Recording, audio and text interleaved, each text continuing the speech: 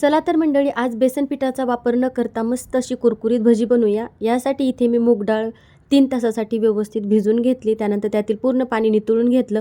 आता ही आपल्याला मिक्सरमधून चांगली बारीक करून घ्यायची आहे। पाण्याचा वापर अजिबात करायचा नाही। आता यामध्ये लसूण आणि हिरवी मिरची घालून चांगली एकदम बारीक अशी वाटून घ्यायची। आता ही एका बाउलमध्ये घालून घ्यायची। तर हे बघा, पाण्याचा वापर अजिबात न करता इथे मी डाळ बारीक करून घेतली। आता यामध्ये ओवा, जिरे, हळद आणि लाल मिरची पावडर घालायची। भरपूर असा उभ्या आकारात चिरलेला कांदा घालायचा। 3 चमचे मूग डाळ भिजवलेली घालायची। चिमूटभर सोडा घालायचा। चवीनुसार मीठ घालायचं। कोथिंबीर बारीक चिरून घालायची आणि व्यवस्थित मिक्स करून घ्यायचं।